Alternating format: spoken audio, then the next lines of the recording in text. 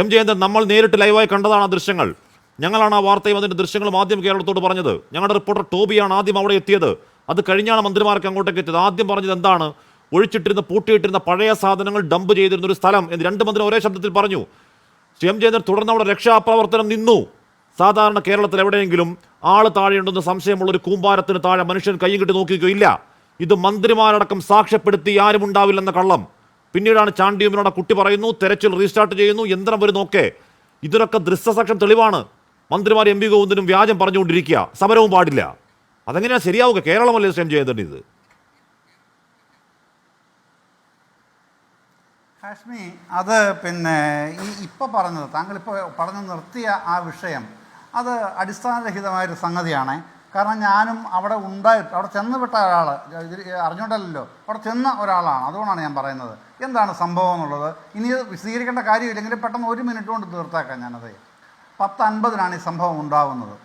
11:05 fire force വരുന്നു. പിന്നെ 11:50 ആദ്യം VN വാസവൻ വരുന്നത്.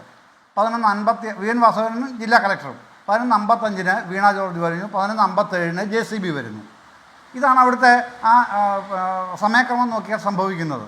പിന്നീട് അതുവരെയുള്ള ഈ 11:05 മുതൽ 11:52 ഞാൻ പറഞ്ഞല്ലോ, 57 JCB വരുന്നവരെയുള്ള സമയത്ത് ചുമ്മാ ഇരിക്കുകയായിരുന്നില്ല ആരും. അവിടെ കട്ടർ ഉപയോഗിച്ച് ചെയ്യാവുന്ന കാര്യങ്ങളടക്കം കൈകൊണ്ട് മാറ്റാൻ കഴിയുന്ന സ്ലാബുകൾ, അങ്ങനെ 2 പേരാണ് കുടുങ്ങി കിടന്നതായിട്ട് സംശയിച്ചത്. അവിടെ ബിന്ദു കൊണ്ടൊരു ധാരണ പോലും ആർക്കും ഉണ്ടായിരുന്നില്ല ആ സമയത്ത്. അതിനുശേഷം ഇത് അങ്ങോട്ട് നേരെ ചെല്ലാൻ കഴിയില്ല. ചെല്ലാൻ കഴിയാത്തതിന് കാരണം അതിനുള്ളിൽ ആരുമില്ലെന്ന് പെർസെപ്ഷൻ മന്ത്രിമാർ കൊടുത്തു. സൂപ്രണ്ട് പറയട്ടെ, പ്രിൻസിപ്പൾ എന്ന് പറഞ്ഞോട്ടെ. നാടറിയുന്ന മന്ത്രിമാർ വന്നു. ആ ആശുപത്രിയുടെ മുക്കുമൂലം അറിയുന്ന മന്ത്രി വാസവനടക്കം കള്ളം പറഞ്ഞോടോ നിന്ന്. എന്തിനാ കള്ളം പറഞ്ഞേ? അത് പൂട്ടിയിട്ട ബിൽഡിംഗ് എന്തിനാ കള്ളം പറഞ്ഞേ? അതിനെ താരെ കയറ്റി എന്തിനാ കള്ളം പറഞ്ഞു? കള്ളമാണ് പറഞ്ഞത്. ഇപ്പോഴും കള്ളം ആവർത്തിക്കുക. ഒരു പൂട്ടിയിട്ടില്ല ബിൽഡിംഗ്. അവിടെ ആൾ കയറിയിട്ടുണ്ട്. അവിടെ സ്ഥിരം ആൾ ഉപയോഗിക്കുന്നതാണ്. അവിടെ രോഗികളുണ്ട്. ഹാഷ്മി, ഈ കണ്ട നീ അവിടെ നിൽക്കുക, കേട്ട ഞാൻ പറയാം എന്ന് പറയരുത് എന്നോട്. കാരണം അവിടെ സംഭവിക്കുന്നത് കാണുന്ന ഒരാളോട് പറയുകയാണ്.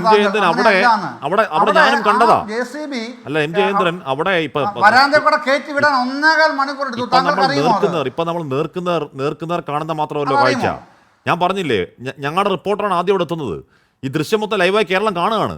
ഇതിനകത്ത് ഈ പൂട്ടിക്കിടന്ന ബിൽഡിംഗ് എന്ന് പറയുന്ന അകത്ത് രോഗികളടക്കം അല്പസം മുമ്പ് കിടന്ന ദൃശ്യങ്ങളൊക്കെ പ്രേക്ഷകർ കാണുക. രോഗികൾ പറയും, ഞങ്ങൾ ഇപ്പം അങ്ങോട്ട് പോയാലേ ഉള്ളൂ. രോഗികളും കൂട്ടിരിപ്പേരും ചോദിക്കുക.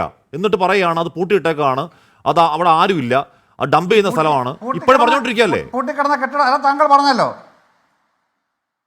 അല്ല ഹാഷ്മി, ഇപ്പോഴും പറഞ്ഞല്ലോ പൂട്ടിക്കിടന്ന കെട്ടിടം. ആ പ്രദേശത്ത് ഞാൻ ചോദിക്കുന്നത് ആ ഒരു കാര്യം, ഞാൻ ബാക്കിയുള്ളതിലേക്ക് തർക്കത്തിലേക്ക് വരുന്നില്ല. ഒരു കെയർ ഗീവിങ് സ്പേസ് ആണോ ഈ സംഭവം നടന്ന സ്ഥലം?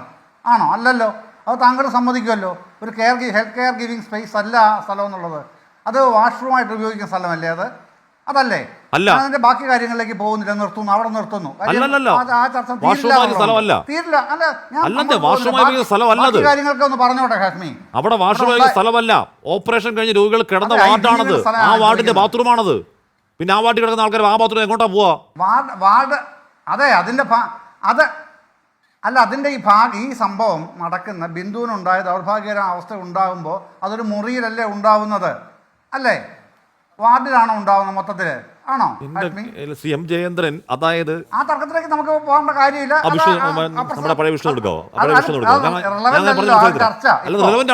അത് റിലവന്റ് ആണ് എന്ന് പറഞ്ഞാൽ ഒരു വലിയ വാർഡ്, അതിൽ കട്ടിലടക്കം നിരത്തിയിട്ടിരിക്കുന്ന കൂട്ടിരിപ്പാരൊക്കെ ഉണ്ട്. അതിനോട് ചേർന്ന ബാത്റൂം ബ്ലോക്ക്. പിന്നെ ഇവിടെയുള്ള പാവങ്ങൾ അങ്ങോട്ടൊക്കെ എങ്ങോട്ടാ പോവാ? അതിനോട് ചേർന്ന ഭാഗമല്ലേ അത്? അല്ല, ബാത്റൂമിൽ കൊണ്ടാലും കെയർ കൊടുക്കൂ? ഇല്ലല്ലോ. ബാത്റൂമിൽ എന്തിനാ എല്ലാവർക്കും അറിഞ്ഞുകൂടെ? ബാത്റൂമിൽ കുളിക്കാനാ പോകുന്ന ഒരു തർക്കമൊക്കെ. നമ്മുടെ ഈ വാദങ്ങൾക്കും വിയോജിപ്പുകൾക്കും അല്ലല്ലോ സമയം കളയേണ്ട. അതുകൊണ്ടാണ് ഞാൻ അങ്ങനെ പറഞ്ഞത് കേട്ടോ.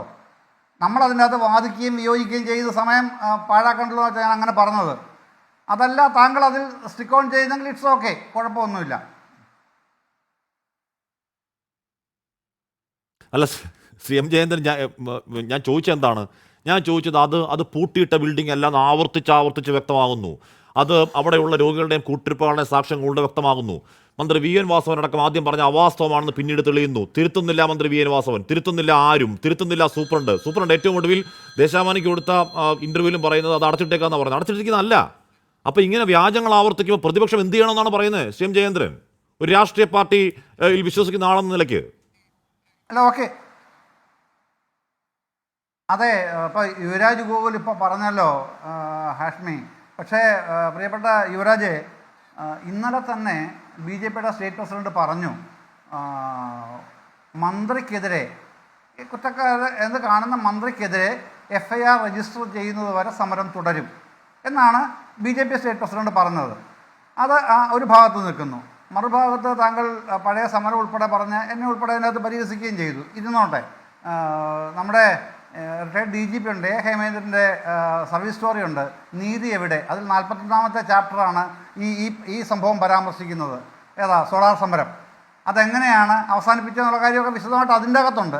ഇവിടെ അത് പോകുന്നതിൽ അർത്ഥമില്ലാത്തതുകൊണ്ട്, സമയമില്ലാത്തതുകൊണ്ട് ഞാൻ അത് പോകുന്നുമില്ല. പിന്നെ പിണറായി വിജയൻ എന്ന് പറഞ്ഞൊരു പിന്നീട് പ്രശസ്തമായ ഒരു വാചകമുണ്ട്. അത് പിന്നീട് എല്ലാവർക്കും യോജിക്കുന്നത് തന്നെ കേട്ടോ. എല്ലാ സമരങ്ങളും വിജയിക്കാനുള്ളതല്ല എന്നായിരുന്നു പിണറായി വിജയൻ്റെ പിന്നീട് പ്രശസ്തമായൊരു വാചകം. അതിൻ്റെ ഈ മറ്റു കാര്യങ്ങളിലേക്ക് കടക്കുന്നില്ല. അങ്ങനത്തെ വാചകം നിലനിൽക്കുന്നുണ്ട്, അന്തരീക്ഷത്തിലുണ്ടെങ്കിൽ ഇപ്പോഴും ആ വാചകം ഉണ്ടല്ലോ. പിന്നെ മറ്റൊരു കാര്യം ഹാഷ്മി, ഒരു സംഭവം നടന്നു, വേറെ ഒരുപാട് ചർച്ച ചെയ്യപ്പെട്ട് കാണാത്തൊരു കാര്യമാണ്. ഗവർണർക്ക് പരാതി കൊടുക്കണം എന്ന് പറഞ്ഞ് സമീപിക്കുന്നൊരു സാഹചര്യം ഉണ്ടായി. പക്ഷേ ഈ അഗ്രീവ്ഡ് പാർട്ടീസ് എന്ന് ഞാൻ പറയുന്നുള്ളൂ, ആൾക്കാരുടെ പേര് പറയുന്നത് ഇപ്പോൾ മര്യാദ ഇല്ലാത്തതുകൊണ്ട് പറയുന്നില്ല. അവർക്ക് താല്പര്യമില്ല അഗ്രീവ്ഡ് പാർട്ടീസിന് അങ്ങനെ ഗവർണർക്ക് പരാതി കൊടുത്താൽ. സിദ്ധാർത്ഥൻ്റെ മരണത്തിൽ കണ്ടതാണല്ലോ, പ്രത്യേകം ഒരു കമ്മീഷനെ വെക്കുന്നതും ഒക്കെ. സമാനമായ സാഹചര്യം ഇവിടെയും ഉണ്ടാവണം എന്നുള്ള താല്പര്യമാണല്ലോ അതിന് പിന്നിലുള്ളത്.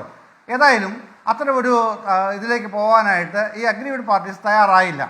അവർക്ക് പോലീസ് അന്വേഷണത്തിൽ അല്ലെങ്കിൽ കലക്ടർ കൊടുക്കുന്ന റിപ്പോർട്ടിൽ, ഇപ്പോൾ പ്രാഥമിക റിപ്പോർട്ട് കൊടുത്തു, അന്തിമ റിപ്പോർട്ടുണ്ട്, ഗവൺമെൻറ് തീരുമാനിക്കട്ടെ എന്നുള്ള നിലയിലാണ് അവർ നിന്നത് എന്നുള്ളത് കൊണ്ട് ആ രൂപത്തിലേക്ക് ഇപ്പോൾ ഇതുവരെ പോയിട്ടില്ല. ഇനി നാളെ പോകുമോ ഇല്ലയോ എന്നുള്ളത് എനിക്ക് അറിഞ്ഞുകൂടാ.